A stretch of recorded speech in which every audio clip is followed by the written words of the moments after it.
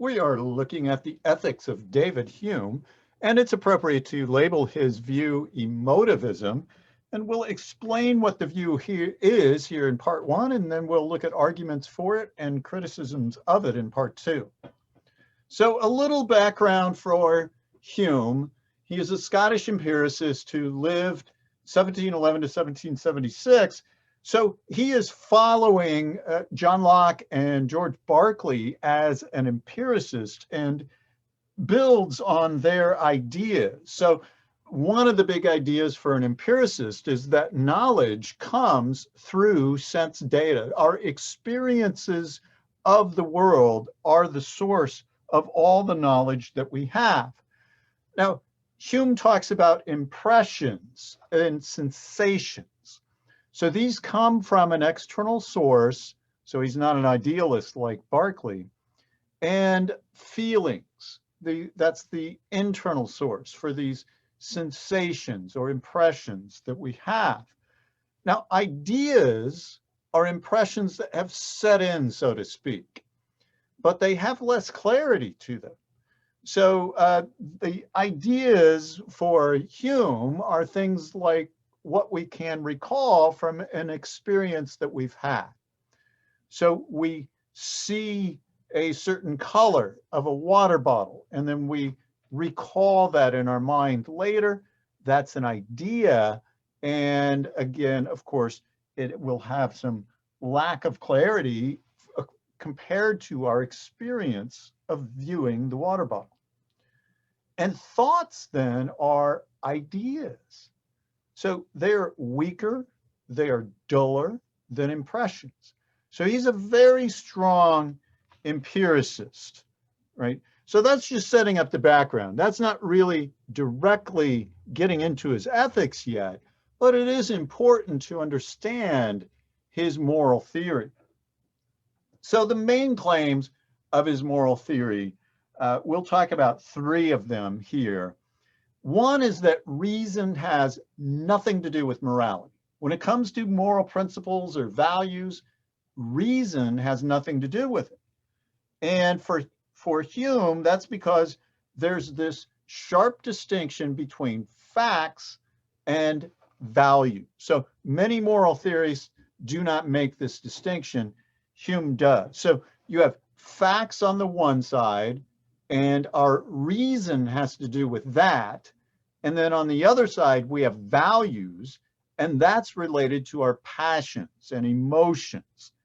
And so when we're talking about morality, we're talking about the side on the right here that has to do with values. So we must be talking about passions.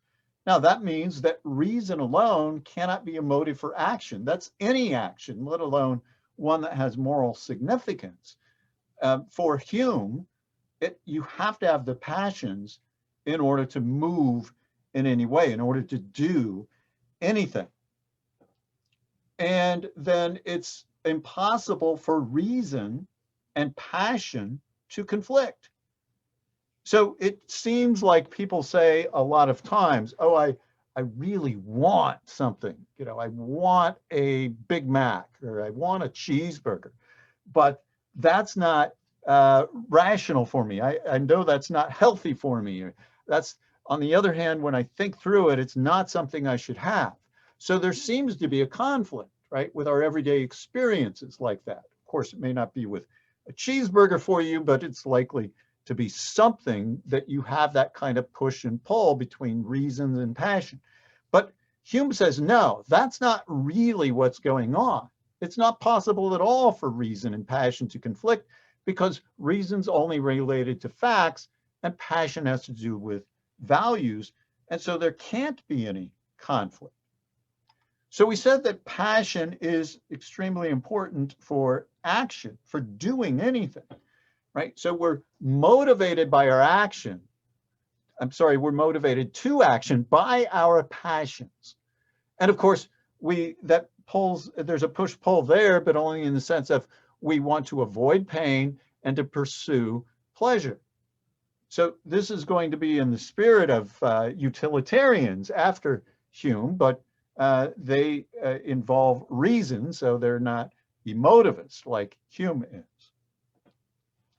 Now, reason alone, as we said, is actually incapable of motivating action. So it may point out strategies for how you can seek out pleasure and attain it.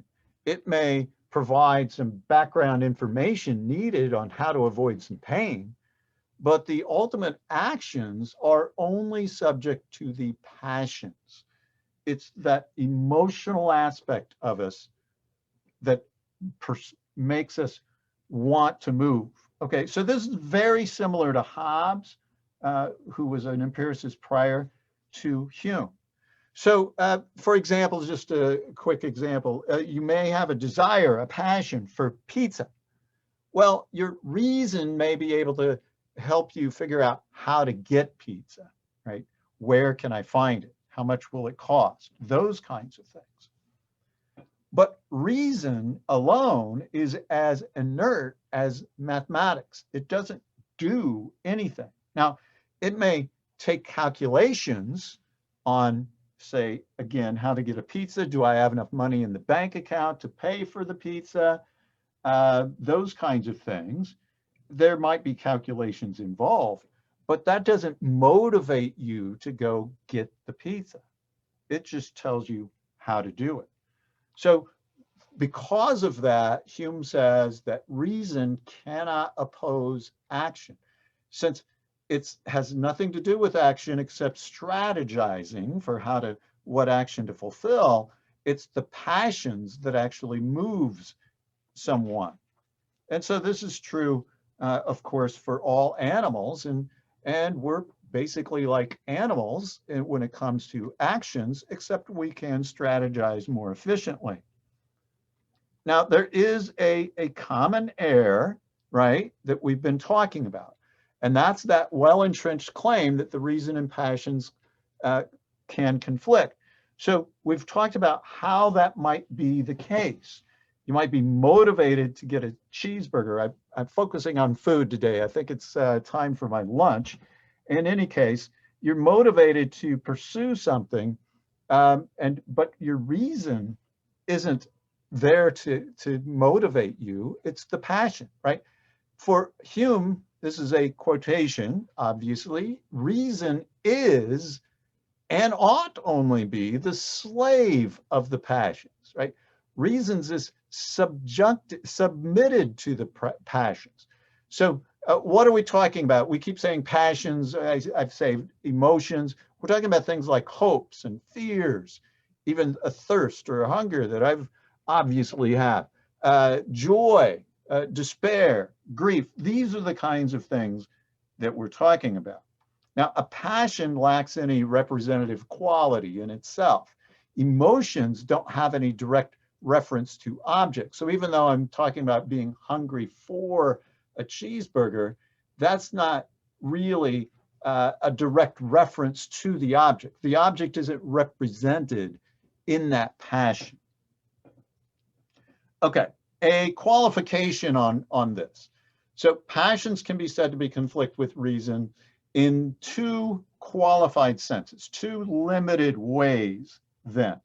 So one is if the supposed object does not exist. So if you're desiring something that doesn't exist, then we might, in a qualified sense, say that that's irrational. So if one has a passion to ride a unicorn, we might say that's irrational because unicorns don't exist. Sorry to break the news.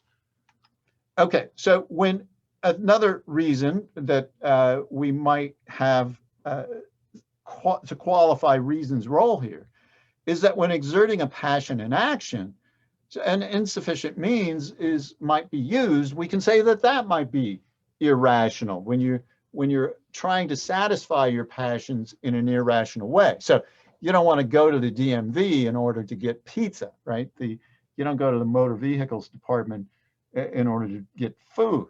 So that can be irrational. So in those two qualified senses, one might be irrational in their passions, but note even in these qualified senses, a passion must be accompanied with a mistaken bit of reasoning to actually be considered unreasonable or irrational in this limited sense. So, but even then, it's reason that's at fault, right? It's reason that fails to tell you going to the DMV is a terrible way to get pizza, or unicorns don't exist, right? It's reason that can inform you of these things, but passion cannot be mistaken, according to Hume. That's not the kind of thing. You can't be irrational in your passion. And Hume takes this to an extreme. He sees the logical consequence of his view and he accepts it. He endorses it. So he says, as another quote, obviously, it's not contrary to reason to prefer the destruction of the whole world to the scratching of my finger. It's not contrary to reason. Reason has nothing to do with that. That is just a passion. So you cannot be irrational in your actions motivated by passions.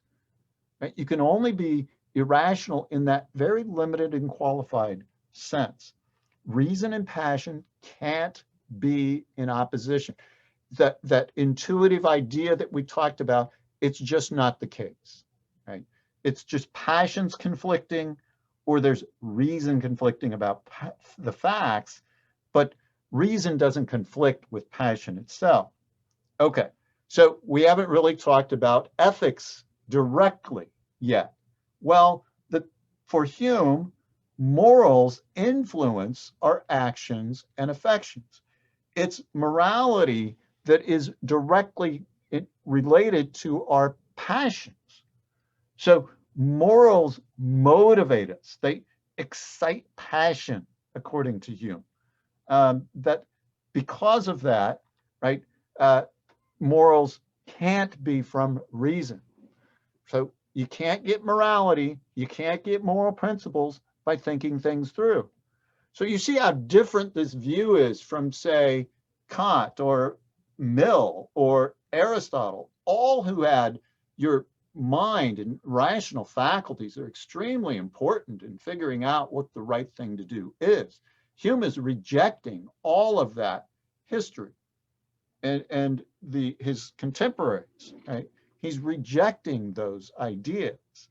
And he's saying that morality has to do with emotions and passions and not reason.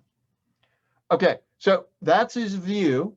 In part two, we're going to look at an argument for his view, and then we'll consider some criticisms of his view, as we usually do in part two.